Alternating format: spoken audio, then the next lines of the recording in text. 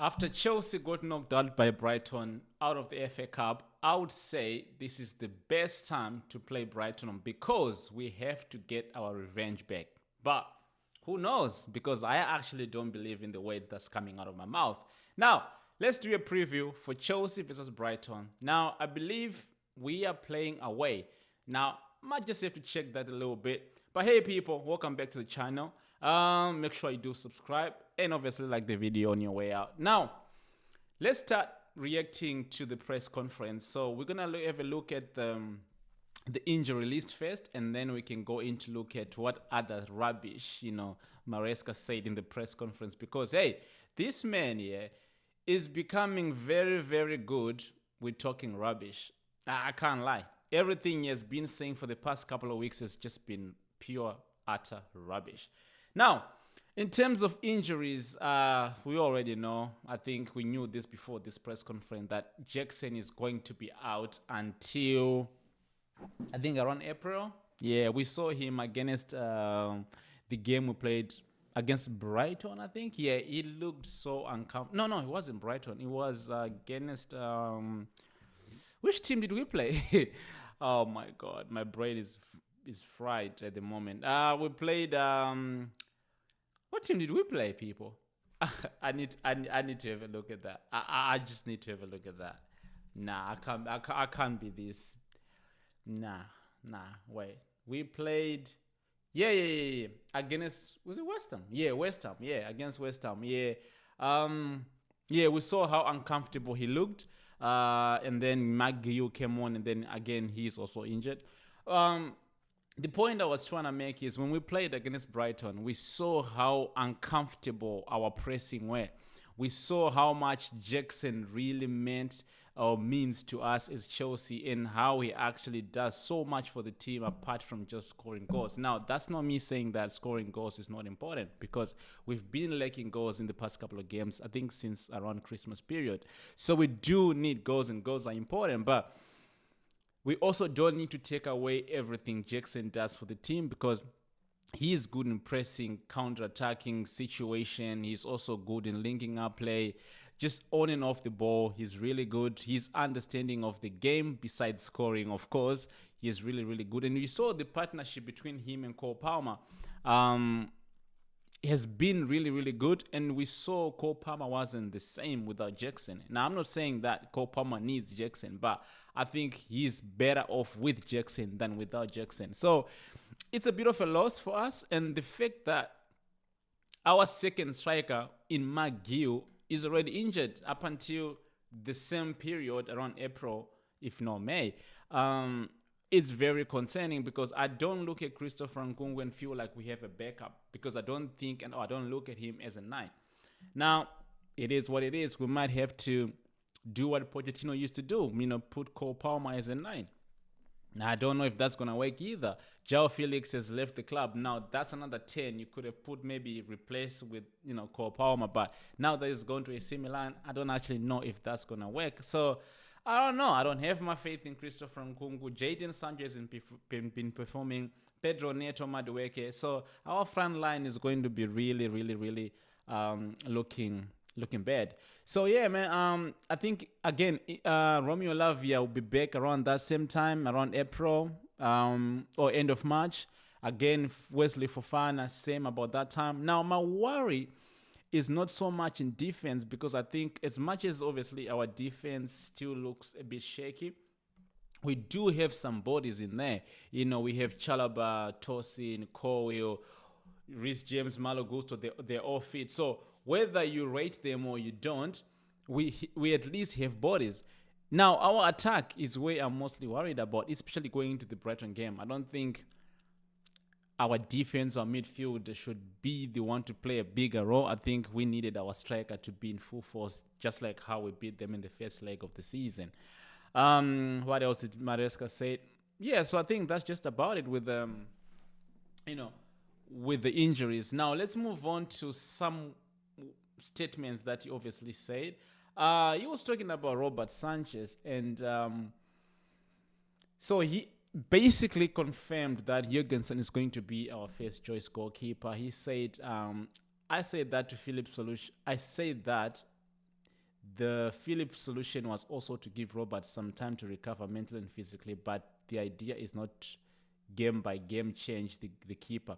In the last Premier League game, we had Philip, and in FA Cup, it was Robert. Our goalkeeper at the moment is Philip. So, see, that's good because I don't want us to keep changing goalkeepers each and every match, especially if we are not in injury crisis for the goalkeepers, because we've seen in the past couple, no, actually, we've seen this from the last season.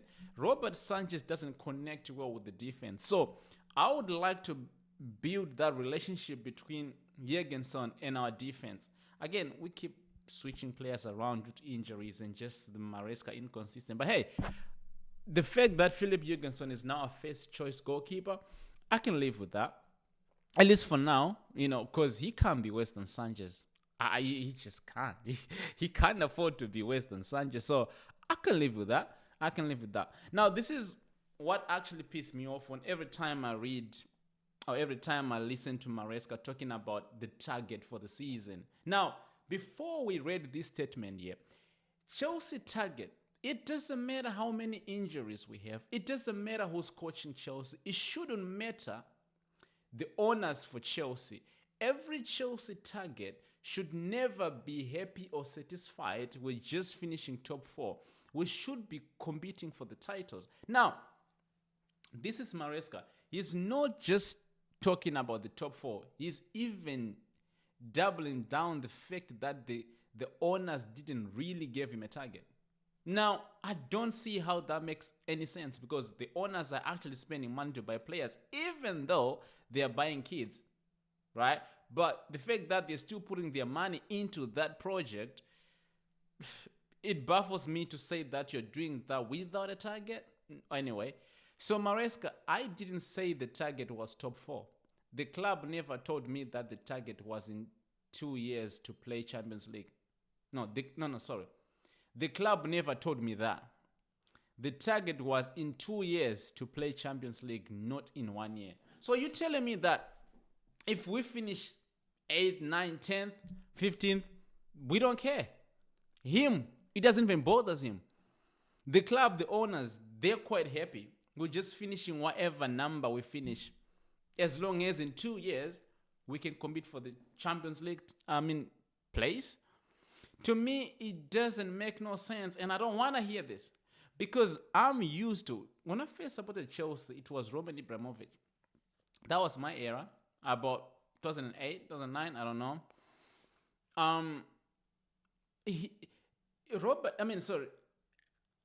Ibrahimovic, right, never took this shit so lightly.